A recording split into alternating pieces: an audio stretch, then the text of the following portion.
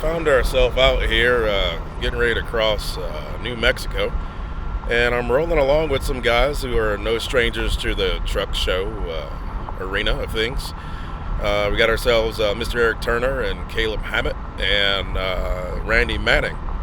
And so I figured we'd have a conversation while we stroll out here to California to the Trucking for Kids show. And there's some things that people have always wondered about, and I figured I'd ask you guys straight away. What are some of the things that you guys do to get your trucks ready for showtime? I mean, like some prep stuff and things like that. So, Eric, you're here right next to me. Or why don't you take it away and tell us what you do to get your truck ready?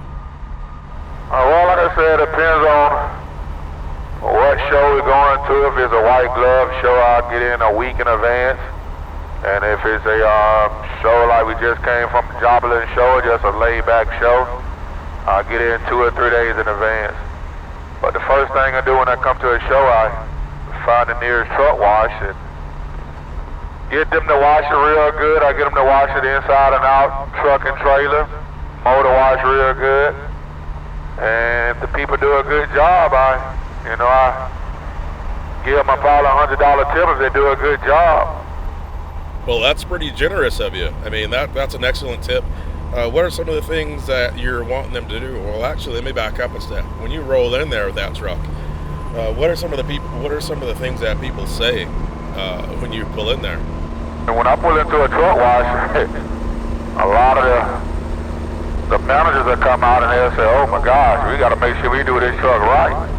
And if it's on the East Coast, a lot of the truck washers on the East Coast, they already know who I am, and so they'll spend 45 to 50 minutes in the bay washing my truck. Some of the other drivers will get mad, "Why you spending so much time on this truck?" But they just know how I am. I'm very picky, and I stand over their heads watching everything they do. That's the whole reason for a nice tip, so you compensate them for the work that they do and the service that they provide you. What are some of the other things that you do once you get to the show? And what's your process? How do you get started with cleaning your truck? If I need any buffing done, every detail and polish, his crew, they'll come get me polished up. That's the first thing we do is get polished up by Evan with the Renegade Products. The second thing we do is get staged. Once we get staged, I start from the back of the trailer and I go to the front of the truck. And I'm hitting, if it's a white glove, you're hitting every crack up under everything. Make sure you don't have no dirt or anything. And if it's just a half-fun show, you pretty much wipe the outside and go from there. But we just go from a white glove show. White glove show, we just check everything, make sure every bolt, every nut, every crack, everything is clean. Then we turn back around and we'll polish it some more with pipe dream. We'll polish some more with the metal cut. We'll put shine on it. And then once everybody knows, once I get to the inside of my truck, the inside of my truck is the last thing I'm gonna do. That's pretty much, that's my whole run right there. Well, that makes sense. And also too, you get a chance to take a break there on the inside of the cab or inside of the sleeper there. Maybe catch you a nap there, right? Yeah, I'm pretty much tired then. I'm gonna be honest, I'm pretty much tired, and all I really want to do is hurry up and finish up and wrap this thing on up.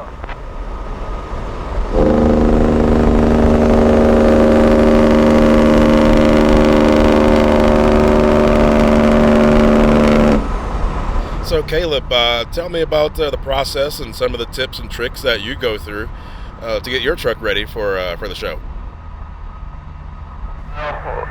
It depends if we're going to a white glove show or for fun show like this Trucking for Kids and G-Bats that we just went to. If it's a white glove show, I'll get the truck washed and then bring it back to the shop. We'll pull it in there about a week ahead of time. Strip all the fenders off, strip all the wheels off, and just start going to town with our Renegade products underneath the truck, trying to get it spotless. And then after we're done doing that and we get it back reassembled before we head to the show, we put a little beaver wax there on the paint so it just makes that paint shine. Now it sounds like a lot of work there that you do, the process of removing things and touching everything there on the truck. Is it really that worthwhile? To me, it's worthwhile whenever you got it all put back together and you pull up to the show and get staged and everything, you can be able to look on the backside of them duals and see them just shining like diamonds, just like the outer wheels. What are some of the things that people say to you when you pull in there with your truck? Well, they're taking a lot of pictures, and they just can't believe that this thing works every day, pulling the heavy equipment, running in and out of landfills until they start washing the underneath part of it. So cruising up here next to Randy, what are some of the things that you do to get your truck prepped? Well, axles and wheels, the first thing we do is we get the truck washed at home, degrease it, tire wash it, take all the wheels and tires off. We load pretty heavy all the time, so we just collar the drums a good bit. They turn, kind of a easy brown pretty quick, and we paint them all back up, touch the frame up from where we've been in and out, and get all that clean, and then we go to the front and do the same thing, put everything back on, and just start waxing and buffing and just getting everything cleaned back up from where we need it to be. Someone would say that would be a lot of work, and actually when we were cruising out this way west here, someone wanted to know how many employees you had to keep your truck maintained. 2 guys at home that stays full time on it. We work through the day on their company trucks, and then at night we work on this truck to get it ready to go. And Evan's detailing and polishing out of Wisconsin. They fly in and come in and help me do the nitty-gritty work, the fine-tuning between Evan's detailing and my guys. I probably put 5, 6 guys on board to clean this up every time we go to a show, because there is a lot of aluminum and a lot of stainless that you got to cover. What are some of the things that you ask them to do when you bring your truck to the truck wash? Go on the road and we get it washed out on the road. The first thing when we pull in, their jaws hit the floor, and they're like, we've never seen a dump truck like that anywhere in the world. They're pretty impressed with the way the dump truck looks, and they're like, we don't have dump trucks around here that look like that. And so that's kind of why we built the truck, because of that reason in general. And when we pull in there, I try not to get the truck washed right away as long as the truck's cool. I think the water, with the dirt on the truck and, the wheels being hot and the water being cold, I feel like it takes longer to clean the truck. So we kind of, pull over and let the truck cool off a little bit before we go into the truck wash. And, by that time I walk inside and ask them to pre-wash their hoses and rinse them out real good, because we don't use acid on anything we got. We get them flush the lines really good. They're pretty good about that. Everybody does it. It's a lot of work, but they accommodate us on that and help us out with that, and make sure we get a good rinse, because if there's any soap left on the aluminum, it will stain the aluminum and shrink it pretty bad. So that's the critical thing, is getting the lines washed out and then giving it a good rinse. That's something that I never really thought about, as far as what you would go through. So that's a pretty good tip. And some guys have said before that they'd asked to not have any acid on their trucks, and lo and behold, that they get it on there. So there must be some reason for that, and there could be hundreds of feet of line coming from the supply to the tip. So maybe that's probably the reason for that, huh? You look at any truck wash, they got, probably 10, 12 lines running down each side of the bay. You don't know where the pump comes from, where the feed comes from. So for them to do that for us, you could be up to 50, 60 gallons worth of water, for them to pre-drain lines for us just to get a, good truck wash. That's pretty considerate that they'd want to do that and understand, what you're trying to accomplish. All in all, they want to provide a good service and have a satisfied customer.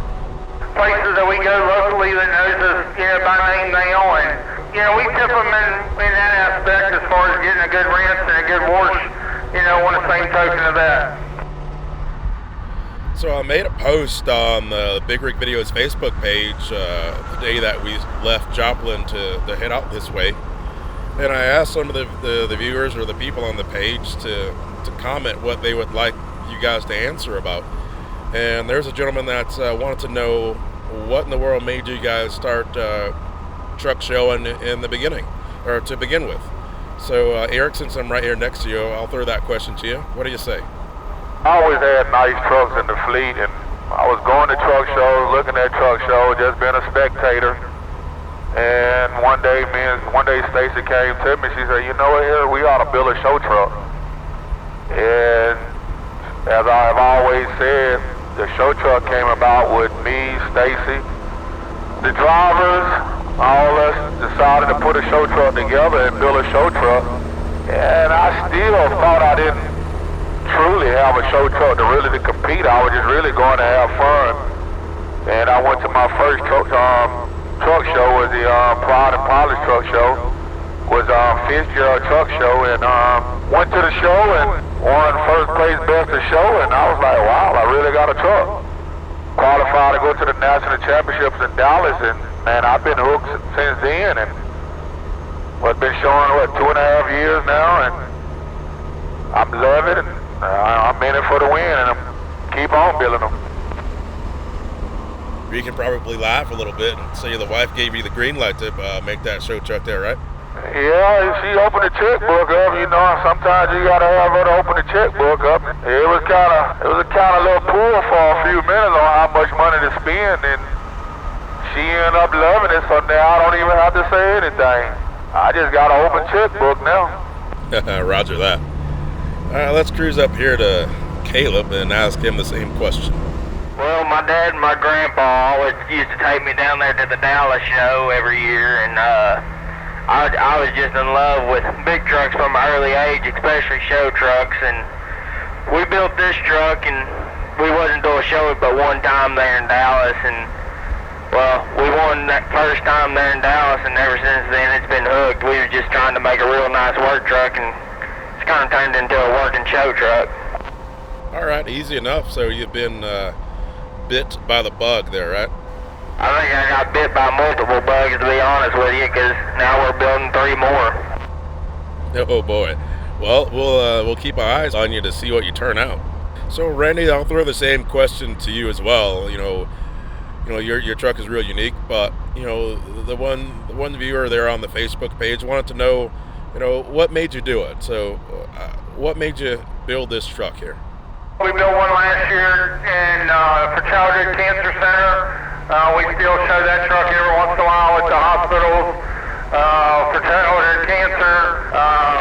My wife said we're going to build one more, and I started putting this together and building this truck. I've always built show trucks throughout my life. I mean, I've done chop tops, I've done needle nose Peterbilt 379s.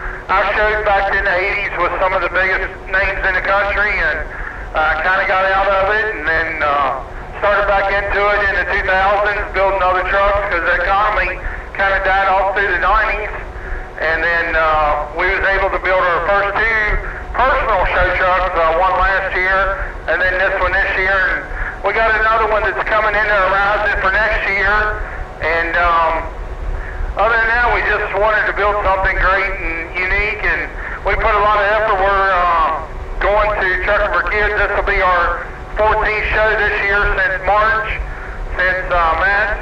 So we've really been showing a lot this year and putting it out, and I couldn't have done it without my wife. I mean, she's kind of pushed me to put it out there as much as it has been. After a while, you're going to have drivers asking you guys, where are y'all finding these women at? So they can have a woman that's going to be, wholly supportive, and not saying that they're not out there, but it's nice to where your wives understand what you do and what it means to put something really amazing out there to speak for your business and speak for you all as individuals as well. Absolutely. I mean, my wife is the rock and soul of this company, and I mean she's the one that makes it happen every day on day, and and that's the big people that needs to be recognized too. So Kaleb, with the build of your truck, is there anything special that you had done to the truck that means a lot to you? I necessarily didn't have it done. With Evan's detailing and polishing, and Amy and Brandon Rod from Roll-On Customs, they made me some brake knobs, and they surprised me there in Dallas. And this whole entire truck, it's built in memory of my grandpa that started the company in 1963. and passed away in 2014 with cancer. And they surprised me there in Dallas, and the brake knobs has my grandpa's actual signature in it. That's really thoughtful that they did that. And that's just more than just having a special part that you buy off the shelf or anything. That's some real thought went into that. That's pretty cool. It definitely tugged on the heartstrings whenever they gave them things to me, but I couldn't appreciate Evan and Amy and Brandon right. I appreciate them more than they will ever know for making these for me, because they absolutely mean the world to me. 10-4. So Eric, what about yourself? Is there anything that is really special about the truck that you had done for yourself, or anything that means a lot there to you? A lot of people don't know it. I don't talk about it a lot, but the carbon fiber paint job that's in my stripes. When I originally first started showing, I only had in my custom paint job on the stripes, it was this black with flakes in it. When my mother passed away last year, she always liked the carbon fiber. So before we came out this year in the circuit, I had my painter, which is Rush Peterbilt out of Nashville, Jim. I had him, I said, hey, I want to do something to represent my mom a little bit too, not only my dad. And he was like, well, hey, what you want to do? And I was like, hey, let's take them stripes and let's put some carbon fiber in it. Can you paint it? He was like, yeah, I can paint it. I was like, you sure? He said, yeah, I can paint it. At the other shows, everybody wanted everything to do to all consistent match. So we painted carbon fiber in the stripes. And that's when you come up with the carbon fiber thing that's all in my stripes now. So that's a representative of my mom. For us, my dad is the representative. I remember when I came to Dallas and I lost in Dallas the national championship, my daddy, he always gave that vision, because my dad is a person that hate never to give up. Keep fighting. That's where that part comes for me, is to never give up and keep fighting. So this whole truck means a whole lot to me. It would never go nowhere. This truck will always stay in the fleet, because my mom and my dad both got to me, I think my mom and dad both got their hands wrapped up in this truck, even when they go back to me winning Shell this year for 2018. Best to show, my father was the one that always gave me that vision. He put the vision on me that, hey, one day you're going to be in that calendar, which I've never seen it. So this whole truck means a whole lot to me, and all them sense of terms are that way. That's pretty cool to know, what the carbon fiber stripes mean in your truck. I never would have guessed that. So thanks for sharing that. Yeah, no problem, Chris. I don't talk about it that much. We try to hold a lot of stuff in, but that's where this truck means so lot to me with. Well, we're going to go ahead and get on down the road. We just crossed into New Mexico. We'll see if we can't get a little closer to California there, right?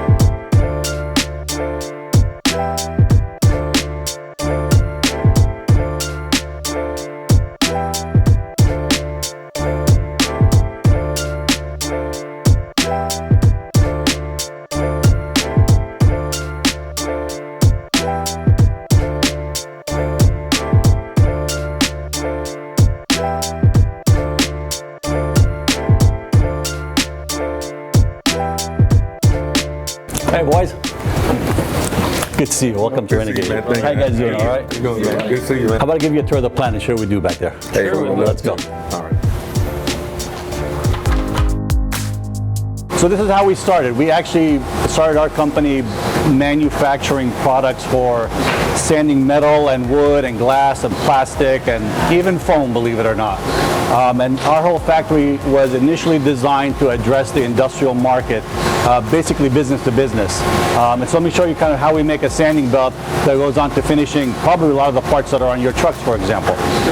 I think the operation here at Renegade, it's absolutely outstanding to see everything that's here. I was a reseller at one time, basically a distributor, much like Evan is right now for us.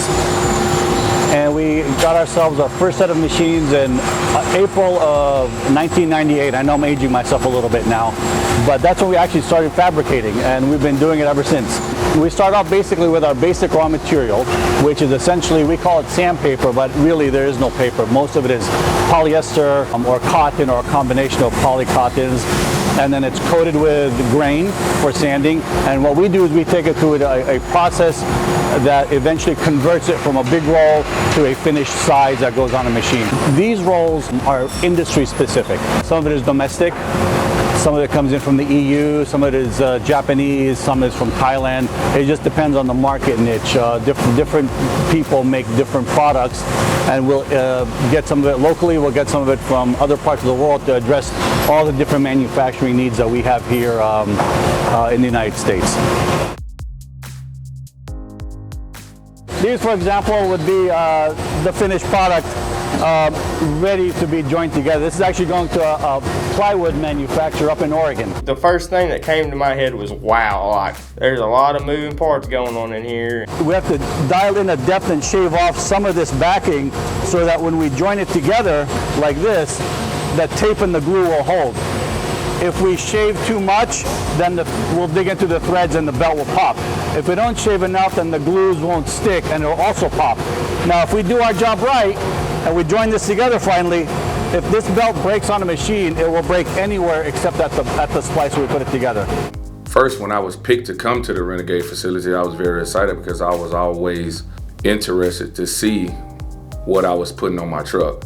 All the stuff that was put into it, the time and effort, the quality control. So you can see what he's done is he's applied the tape, the glue and the tape. The glue was applied at another station. Now the tape was applied. And eventually what we'll do is we'll take it to a pressing station right behind you. And then he'll bring the two edges together. I mean, it's pretty incredible how all that's put together and molded and finished in a product, and then they cut it down to size. So that was pretty impressive to see the sandpaper operation from one end to the other. The larger belts go through the larger press behind Mr. Manning there. Most of that doesn't go through till the afternoon. The smaller stuff all runs into these other secondary cuts where they will give it its final reslit, basically the final size. I never did know how the sandpaper get put together.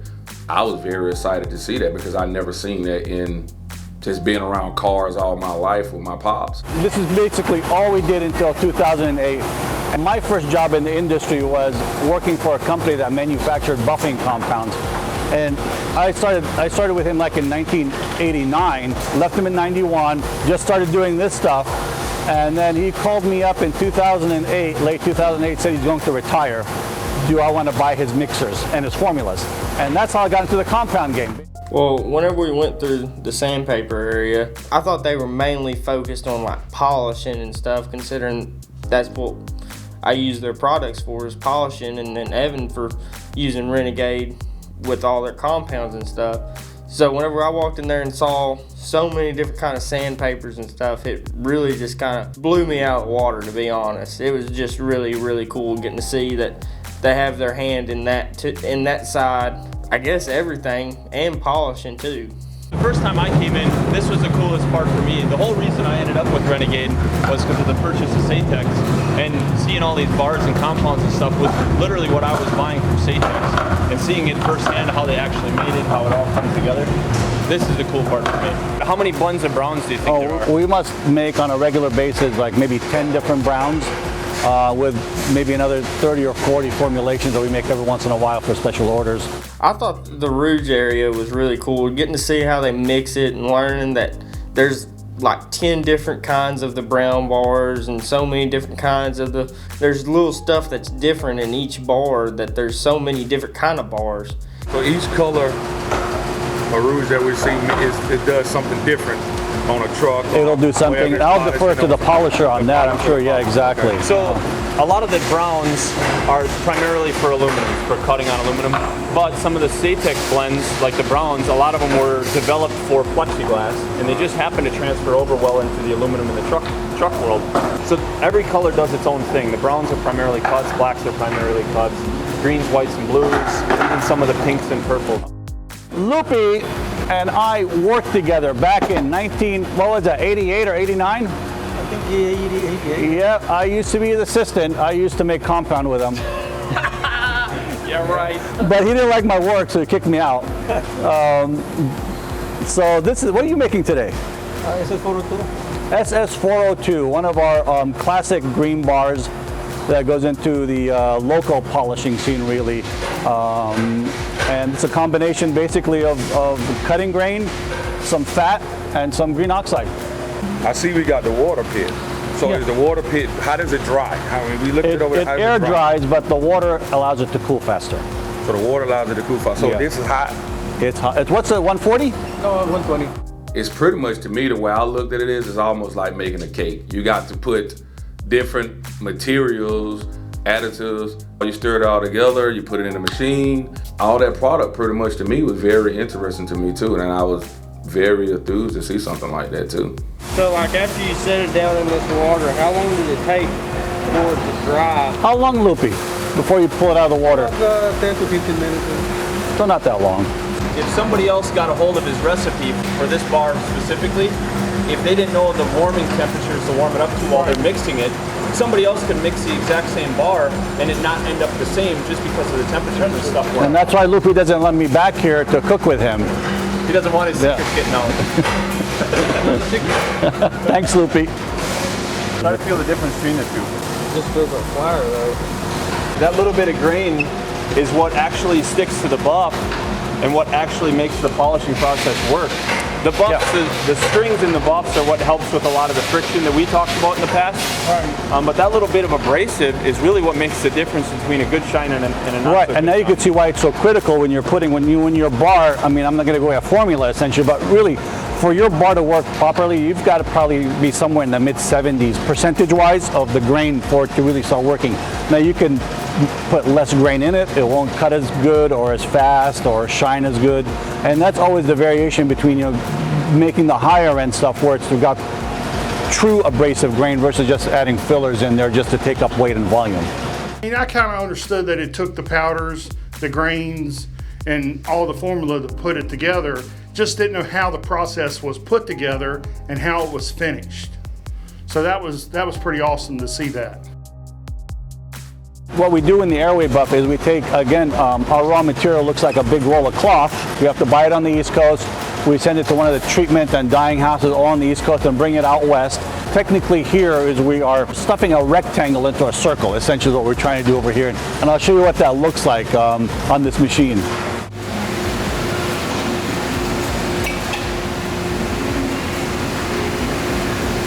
So what she's doing is she's got a drum and she wraps a bunch of cloth around that drum.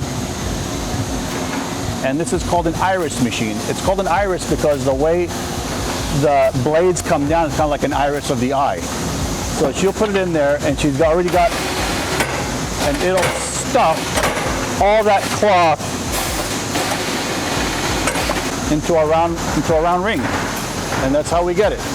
How does it become hard like that? Is it like almost like starching, like you starch a pair of shoes? Yeah, actually, we get the cloth treated first before it comes here. Oh. So somebody does the starching and all that kind of stuff first, and then what we do is, so you can see it's actually kind of soft and warm because we run a steam line in it. And what the steam allows it to do basically is it makes the area where the teeth grab it softer, so that it'll dig into it. Otherwise, it would be too stiff. What she's doing is she's clamping it down and pressing it so that all those teeth bite in. Well, after I've used buffing wheels in the past and, you know, done the horror stories with them and got hurt with them, it's pretty incredible to see how much force is put together with the locking ring, the pads, how they get pressed together with the press. I say on a standard bobtail tractor, 1 8-inch buff will do the entire truck.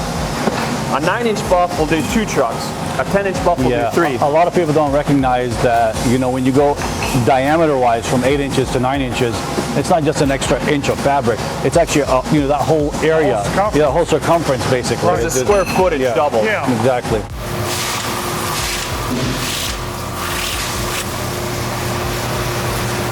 It'll come off of basically the raw look, and then we'll end up trimming them so you end up, with the nice, clean-looking buff for the industry. It's crazy to think that this thing's going to look like that in a little That's bit. basically the two. Just by cutting it.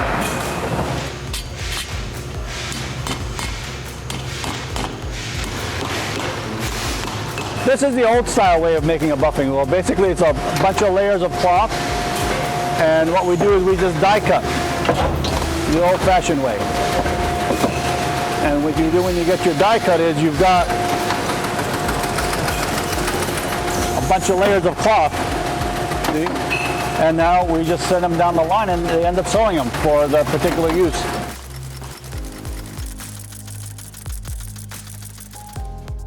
What is the reason why we're still running the old style? Some guys just, why would you use a conventional buff as opposed to an airway as a polisher? What's your take on it? Well, that's what I was saying is, in the Midwest, in the East Coast, we've been using airways for a lot of years. But out here, even the culture out here is a lot older. A lot of people still use the conventionals just because that's the way they grew up on and the way they knew. Like when we do your guys' drills, we use those for finishing. Only because the looseness, and I order them in the 40 ply configuration, so 40 ply is about that thick. So at 40 ply, we can cover more of your grill without having to move left and right a whole lot. The less we can move left to right, the more uniform the finish can look from the bottom to the top. With a conventional like this, without it being sewn, there's a lot less chance to build up heat in this style, where it's real loose. You don't build up as much heat. That's true. Yeah. But when you do build up heat, it'll retain it. So like when I'm polishing a grill, I can polish the entire grill and maintain a level of heat all the way through and keep it a lot more consistent. And when it comes down to polish, consistency and evenness of your heat transfer is what gives you the consistency in your shine. So like, I don't know how many times you guys have seen it at the shows. When you're walking through a show, you see lines in a grill or you see lines in a tank, and they look very mismatched. They don't blend up together. They don't look like they're very uniform. A lot of times it's just that the polisher, whoever did it, didn't maintain even heat all the way through. On fuel tanks, I like to polish them full because with an airway buff, I can build up heat, and then fuel inside of it will help retain that heat and flow it all the way through. When I have a tank that's half full, the bottom will retain heat, but the top builds heat really fast because it's empty. There's no liquid behind it to keep it cool or keep it fluid all the way through. Whereas when you're using a conventional, it doesn't matter. It's going to build up a ton of heat and run it all the way through to the end. It doesn't matter. An airway will actually play off of that all the way through. So that explains why when we're in Louisville, when it's real cold, you tell us you can't pretty much do no much polish because you can't get enough heat built up to get the polish that we really need. Right. Your truck was a nightmare in Louisville. You got in there just as it started snowing this last year. And I know you didn't personally see it a whole lot, but when we were trying to do your decks are really thin. We ended up having to go to a stiffer buff to build up the heat that we needed on your deck. And we still didn't get the finish we wanted until we got down to Wildwood. You guys know in the show industry, a lot of the polish is hazed over at the shows. So like I'd freshly polish it and then you guys would touch it up at the show and it would leave a haze behind. So I told Rami there's a niche market for a clear polish that would not leave a haze behind. So we ended up going through 10 different blends. Must have been 10 different blends, and we started off with one and just tested and retested and retested until we finally got to a metal polish, a hand polish that was acceptable to the trade. I mean, there are a lot of fine products out in the marketplace, but I'll be candid with you, we wanted to have the best stuff out there. We do some heavy-duty industrial type manufacturing for all those guys that make aircraft parts or automobile parts or truck parts. But we wanted something on the retail trade, which is where this was going with it, where we're going with it, that we can get behind and we can just make sure that it's something that the truckers really like.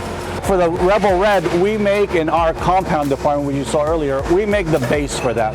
But we didn't back then have the the mixers, as you see behind us, we didn't have the mixers back then, so we'd send it to somebody and they'd basically mix it and blend it for us and send it back to us. Well, as you know, one product after another came online and it became candidly a bigger and bigger part of what we do. We just felt that we're just going to just kind of bring all this stuff in-house and start doing it ourselves. And that's what you see back here basically is all the different mixers and kettles.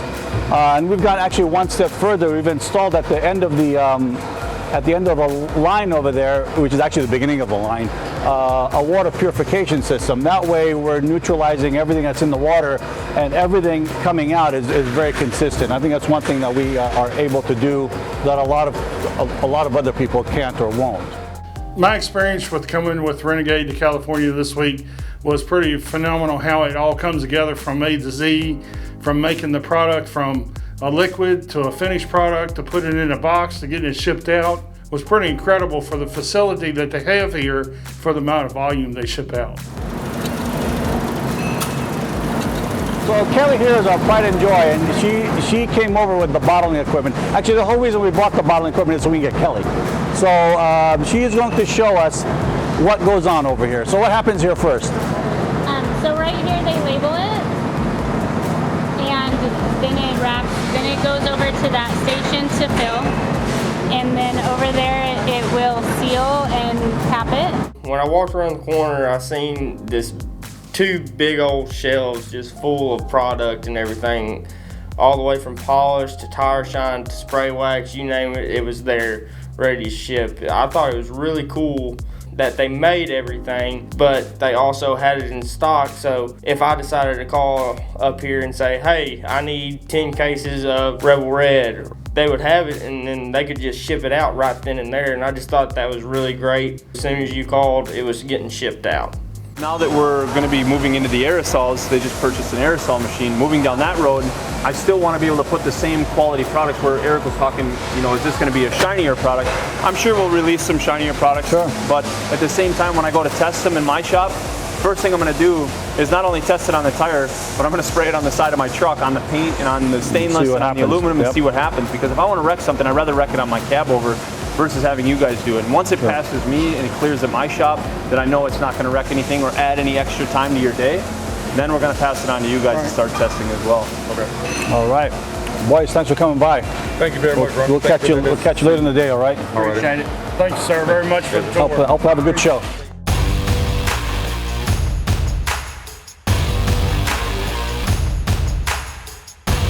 The reason why I use Evans Detailing and Polishing is because, one, he just treats me like family. I mean, he being up in Wisconsin, if I'm trying to learn how to do the buff myself, which that's a disaster whenever I try to do that, I can call him and ask him, hey, how do I get the right pattern on this wheel so it can be looking all right? He'll tell me every time, and that's a real good factor. He just treats me like family, like I said, and he really does take care of me. He's really fair priced, and you just gotta love the guy. Why I use Evans Detailing and Polishing is, for one, the friendship. Down to earth, you can pick a phone call up if you got a question about a different product, and if something's going on in your life that you don't know what you want to do with one thing or another, you can talk about that. You can talk about anything as far as that's concerned. If it doesn't pertain to polishing, just about family in general.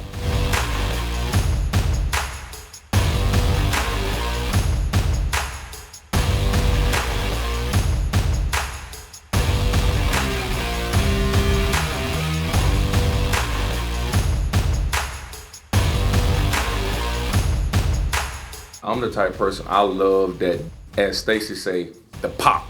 So every time Evans polish my truck, we always get that pop. Evan always make us feel as we are family to him. And the pop, the family, we put it all together, that makes a mesh for Turner Transport. So what drew me to Renegade was in Dallas whenever I debuted the truck last year. One night I stayed up till 4 in the morning trying to get it clean, and I didn't have good polish. I had O'Reilly's polish. I mean, it wasn't nothing good. I came back the next morning and there was 1 bottle of Heavy Cut and 1 bottle of Show Shine.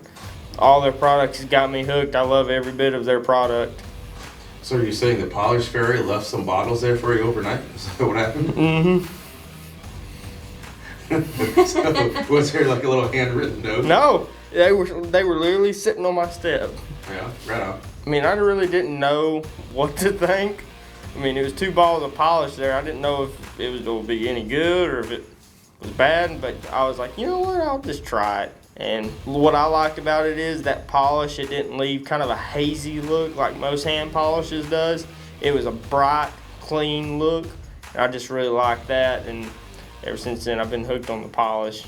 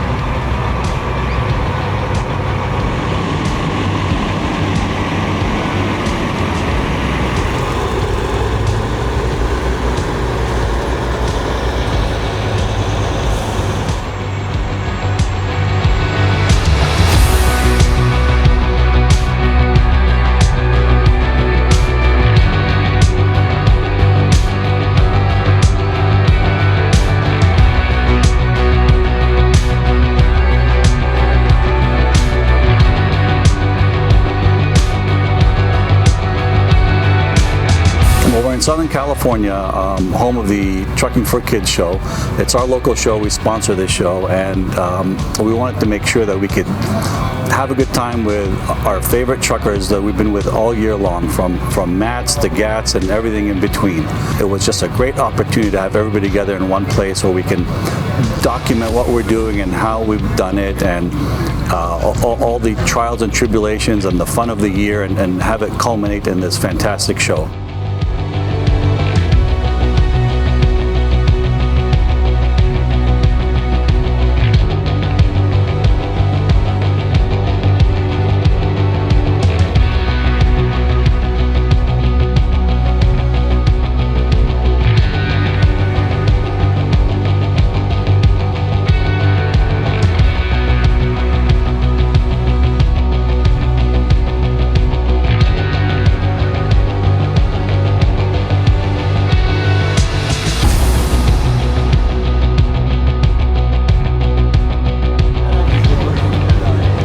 Who's next here? This little guy here is Evan. He watches the Big Rig videos, documentary, and watches my YouTube stuff and a bunch of, did you say Instagram too? Yeah. That's crazy. That's awesome. Yeah, I hope my uncle publishes trips, watch it, I bring him out to the show too. Yeah? You drive him out to the show? Yeah? Nice.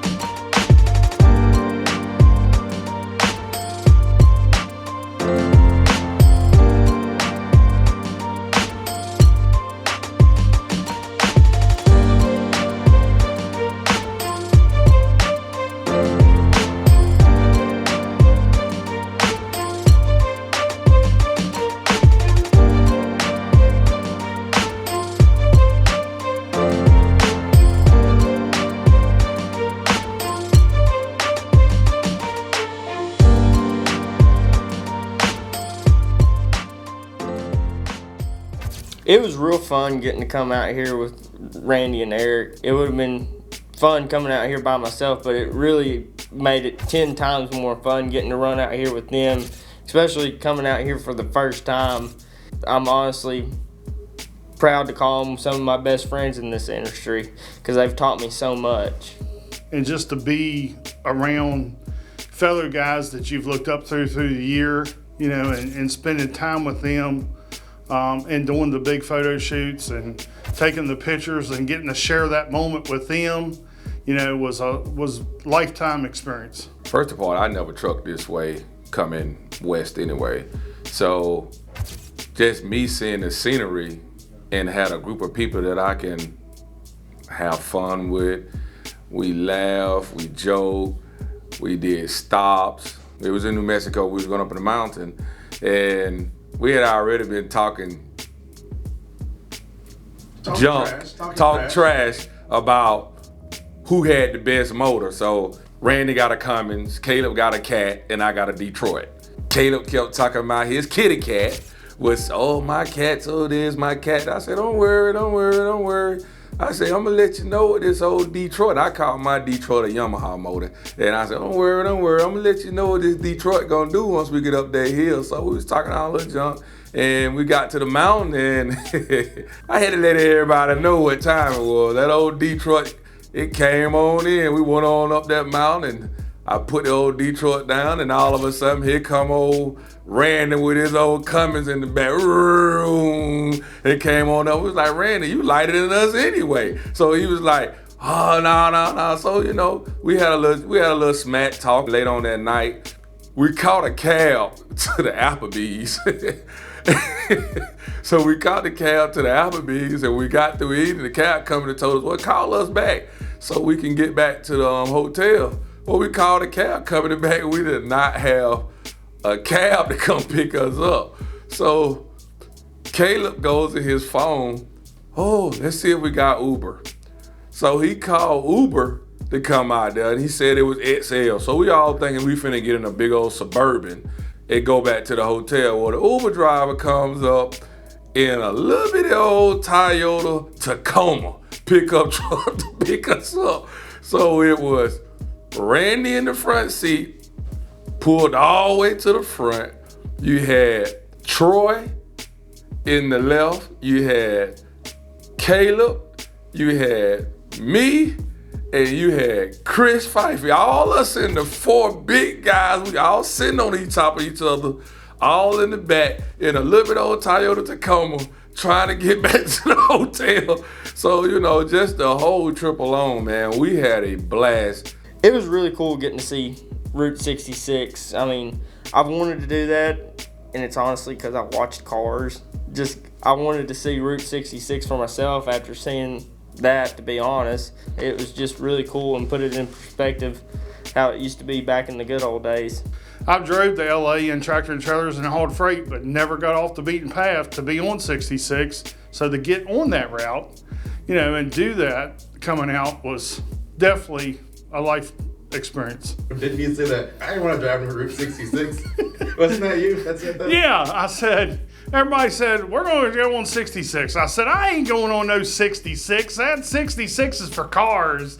I said, that movie Cars, I ain't going on no 66, but it was well worth it. I mean, everybody had a good time, but yeah, I did say that. I said, I ain't going on no 66. That's where they made the cars. I ain't worried about traveling that old road. Coming into Arizona, we stopping on Route 66. Everybody blowing their horn at us. They thinking it's a truck show coming into town. We just had fun. Just even looking at the Santa Fe rail trains just coming flying by us. We taking pictures. The whole trip in general coming our way out here to Cali, we had a blast. I mean, just had a blast. The 3 days we trucked out here to California, just stopping. Will I do it again? Yes, I will. And what I want to do, trust me, I want to do it with them group of guys. And if it was a whole nother big group of Convoy that wanted to come all ride together and we have fun, hey, look here, I'm down with it, man. I just thought that was a very, very good trip to have.